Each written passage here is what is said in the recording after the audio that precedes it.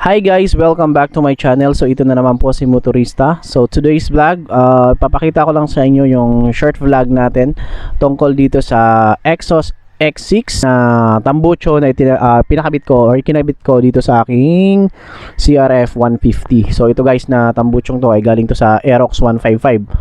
So binili ko siya ng 1,000 pesos, tapos pinaritubo ko, ayan. Ayan po, pinaritubo ko lang. Nakaritubo yan.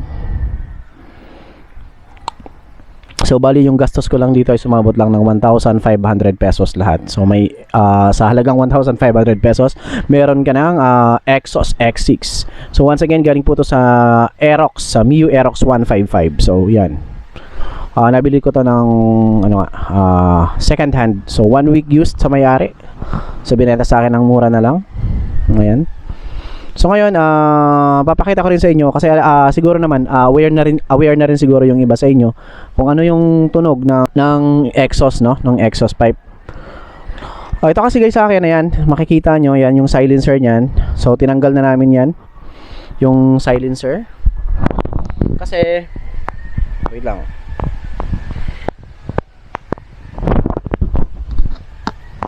Ito, yung silencer na to, isa nakakabit to dito. Yan, dito mismo sa loob. So, di bali ganito talaga yung itsura niyan ng pagkakakabit niyan. So, bali pinuto lang namin dito. Yan, ganito. Yan, ganyan. So, di bali pinuto lang namin yan para matanggal yung silencer. Yan. So, ganun lang kung yung pagtanggal ng silencer ng Exos X6. So, kukunin nyo lang to. Yan. So, naka-open na siya.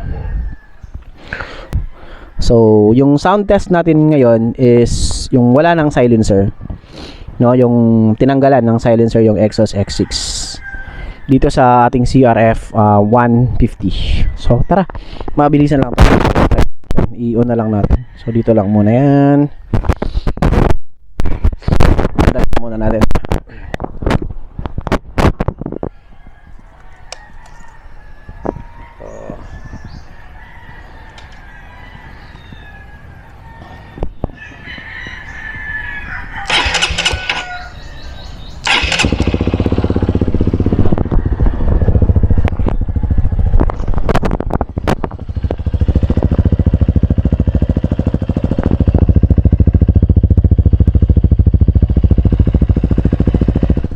So ito guys, yung tunog niya ng naka-idle lang, no? Naka-minor.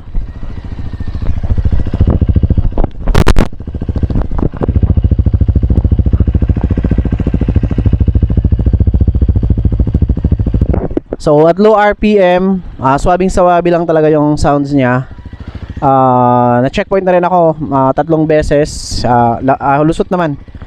Huwag mo lang hihirit ng at high RPM kasi medyo malutong yung tunog niya. So ito yung sa minor. So this time i-gas up natin ng konti, no? I-gas up natin ng konti. Malalaglag. Yun ka na muna.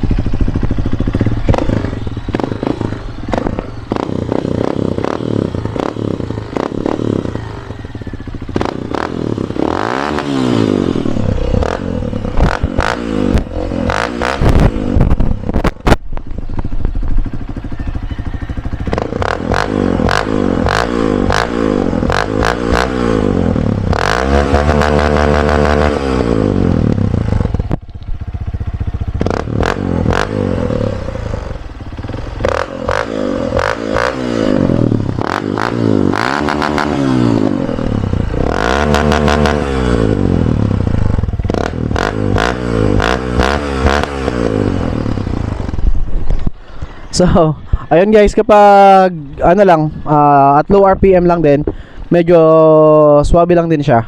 Pero kapag gina-gas up natin, nire-rev natin ng konti, or at high RPM, is talagang medyo malutong yung tunog niya. So, personally, so far so good naman. Satisfied naman ako sa performance niya. So swabing-swabe lang din. Ayan, isa pa.